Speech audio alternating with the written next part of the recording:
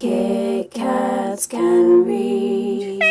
Hello, Pikachu! Pikachu! And welcome to my January wrap-up where I let you guys know what I read, my brief thoughts on the books, and I'll give you a quick rating. I don't want this to be a long video for you guys, so I'm just going to get straight into it. The first book that I completed was The Here and Now by Anne Brashares, and yes, this is my uncorrected proof copy because this was released at the beginning of January in the UK. Now this was a really sort of interesting book of what the world could be like. I felt like there was something missing from the book though, but I still did really enjoy it, so that's why I gave it 4 out of 5 stars. The next book that I completed is a new ultimate favourite book of mine and definitely a top contender for my top 2015 favourite books, and that is of course All the Right Places by Jennifer Niven. I read this as an ebook, then bought the physical copy because I know I'm definitely going to read this book again, but this book just blew me away. It will tear you apart, it will pull you back together, but it will make you want to read this book over and over again. It's so good, completely recommend it. I feel like 5 stars doesn't even go with this book. I feel like 10 million billion stars for this book, but it is a really good contemporary and I recommend it to everybody. Next book I completed was Can't Look Away by Donna Kuna, and this is a short quick contemporary about a girl who is a beauty vlogger. I didn't like who she was at first, but then she developed into a much better character, but it's a really good read and I gave this 4.5 stars out of 5. Next book I completed was an ebook. It's called Love Hurts and it's compiled together by Mallory Blackman, and she writes the opening story, which I really enjoyed.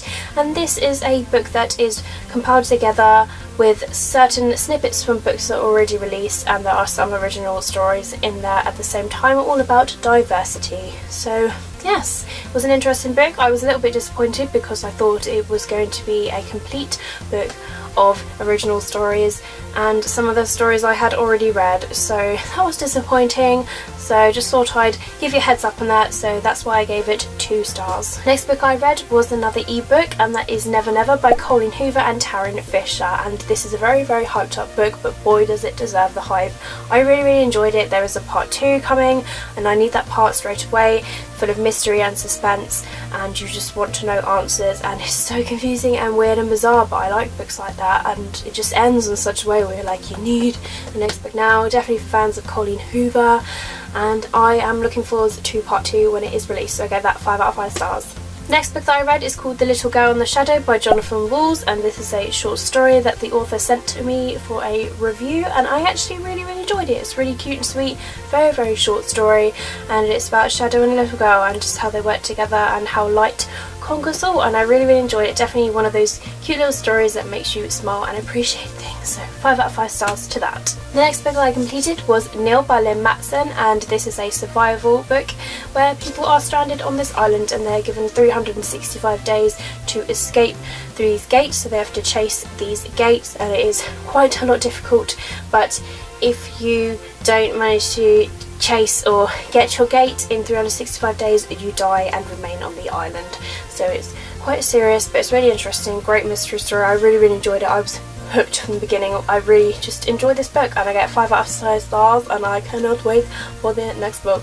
Next of all, I completed Papertowns by John Green, and I gave this 4 out of 5 stars. It had slow bits in the book, but it just kept pulling me back in. I can't help it. So I really enjoyed it. I really enjoyed the ending. I look forward to how the movie is going to look. I'm really excited. That is the whole reason why I read this book. I love the character Ben, and I definitely recommend you read this book. Then I read Vendetta by Catherine Doyle, which the author sent to me. I won it in a giveaway, and I didn't actually realise, but she signed it, and I only realised this when I actually started reading the book, so it's right there. And this is the one where I'm always like, look at these side bits, blah blah blah. Awesome. A retelling on Romeo and Juliet in a way, and it's really interesting. This is a first book that's going to be in a saga. I really recommend it. It doesn't end in a cliffhangery sort of way, but it does make you want to read the next book, but just because of how good the book is. There's a really good romance, and it's about family and bonds and just how you stick up for each other. But yes, really good, and 5 out of 5 stars. Next book was a DNF. I read 102 pages of this, and this only has 260 pages in it, and it has a weird writing style. This is called Co Taboo. It is by Anne Kelly, and I think this is called Lost Girls in America, but it is weird. I picked this up because it was £1 in a bookstore, and I was like, wow, it's only £1.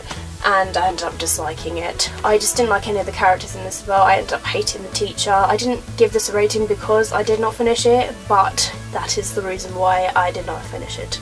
And the last 2 books that I completed in the month of January are some Saga books. I got Saga Volume 1. I ended up giving this 2 out of 5 stars. I just did not understand the story or anything that was going on. It was just the weirdest graphic novel I've ever read, and when I got to the end I had to think about what I was going to rate it, because I honestly didn't know. I didn't love it, but I didn't hate it, so I ended up just giving it 2 stars for now. Maybe I will change my rating, but I feel like 2 stars is kind of fitting for this one at the moment. So unfortunately I didn't quite connect with that book. I'm so sorry, don't give me hate for it, honestly, that's just my opinion.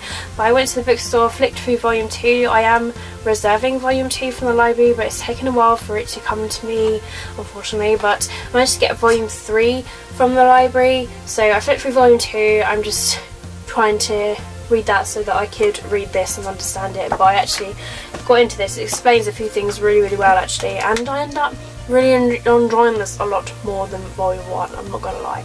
So yeah, I gave this 4 stars. Really, really good, and I want to see what Volume 4 is like. The library has Volume 4 on order, so as soon as they get those copies in, I have got to reserve for it, so hopefully I can get that in and read it. But yes, this one was really, really good. So that's it. Those are all of the books that I read. I tried to do it quickly so you don't have a long video, but all in all I managed to read 12 books, which is my lucky number. Woo, woo, woo. So yes, 12 books, and I'm pretty satisfied with my reading, and I think that's a really good number. I always aim for 10 books, so 12 is fantastic. Let me know how you did in the month of January down in the comments below. Don't forget to give this video a thumbs up if you have enjoyed it. Keep smiling, keep reading, and be happy. Thank you for watching as always, and I will see all of you in my next video. Bye!